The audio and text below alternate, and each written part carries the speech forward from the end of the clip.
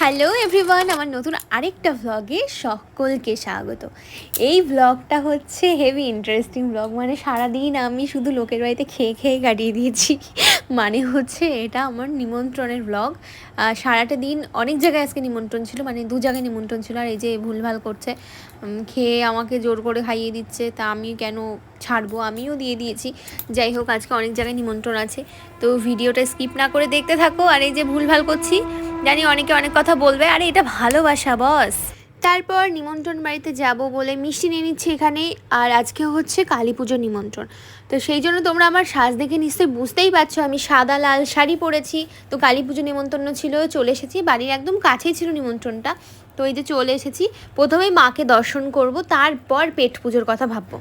তো প্রথমেই ঢুকে মায়ের কাছে প্রণাম করে নিলাম। আর সত্যি কথা বলতে একটা জিনিসই মায়ের কাছে চাওয়া, যে নিজের উপার্জনের টাকায় যেন আমি সবার পাশে দাঁড়াতে পারি, এই ইচ্ছেটা আমার অনেক দিনের রয়েছে। জানি না স্বপ্নটা কবে আমি পূরণ করব, খুব তাড়াতাড়ি ইচ্ছা আছে পূরণ করার। তোমরা পাশে থাকলে অবশ্যই কিন্তু পূরণ করার চেষ্টা করব।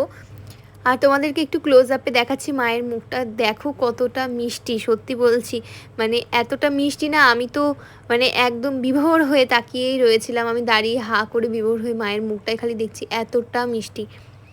তো তারপরে আরতি দেখা কমপ্লিট করে আমরা বসে পড়েছি খেতে। আমাদের আসতেও একটু লেট হয়েছিল, খেতে বসতে বসতে অনেকটাই লেট হয়ে গেছিলো। ওই যে পাশে একটা ব্যাচ খাচ্ছে, তারপরে আমাদের দেবে, মানে আমরা একদম শেষ ব্যাচে ছিলাম। তো তারপরে আমি বাড়িতে এসে চটপট আমার শাড়িটা চেঞ্জ করে কুর্তিটা পরে নিয়েছি। তো নেক্সট নিমন্ত্রণে যাচ্ছি। এটা ঠিক নিমন্ত্রণ বলা চলে না, কারণ হচ্ছে পিসির বাড়িতে যাচ্ছি। পিসির বাড়িতে আবার নিমন্ত্রণ কি, যখন তখনই তো যাওয়া যায়।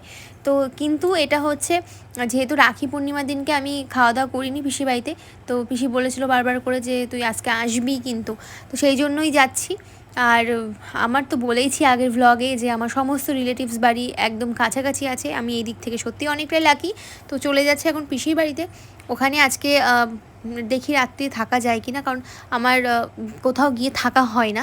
যাই আবার রাত্রির 11টা-12টা বাজলেও আমি বাড়ি চলে আসতে হয় আমাকে, কারণ পরের দিন ওর অফিস থাকে। তো আজকে দেখি কি হয়। আর ওই যে ওইদিকে আমার দাদা উকি মারছে। আর পিসি রান্না করছিল কষা মাংস, তো দিয়ে গেল আমাকে টেস্ট করার জন্য। আর তারপরে আমি চলে এলাম পিসি বাড়ির পাশে একজনের বাড়িতে, যেখানে জুয়েলারি পাওয়া যায়। তোমরা আমাকে আগে লাইভ করতে দেখেছো এই জুয়েলারির, সাধনাস কালেকশনের জুয়েলারি, যেখানে খুবই সুন্দর সুন্দর জুয়েলারি পাওয়া যায়, তোমরাও নিতে পারো চাইলে। আমি গেছিলাম, আমার জন্য কিছু কিছু জিনিস নিয়েছি, আর প্রত্যেকটা কালেকশন সত্যি বলছি হেব্বি সুন্দর।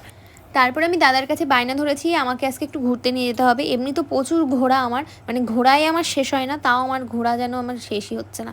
আমি চলে এসেছিলাম চাঁদরাতে, মানে হচ্ছে আমার বরের যেখানে অফিস, এখানে পাশেই মেলা হচ্ছে। তাই আমি দাদাকে বলছি চল চল আমাকে মেলায় নিয়ে যেতে হবে। তো চলে এসেছি মেলাতে, এখন দুজন মিলে যাচ্ছি মেলায়। এবার অনেকেরই প্রশ্ন থাকবে এখন কিসের মেলা। এটা হচ্ছে ঝুলনের মেলা। চাঁদরায় যে আশ্রম আছে, সে আশ্রমে প্রতি বছরই অনেক বড় করে ঝুলন হয়। তো এবার মেলাটা একটু কম বসেছে, আগেরবার এর চেয়ে বেশি বসেছিল। তো প্রথমে যাব, ঠাকুর দর্শন করব, কিন্তু দুর্ভাগ্যের বিষয় হচ্ছে ঠাকুরের সজ্জা দেওয়া হয়ে গেছে, তাই আমরা ঠাকুরের মুখ দেখতে পারিনি, তাই দরজা বন্ধ হয়ে গেছে। এখন হচ্ছে ভাগবত পাঠ।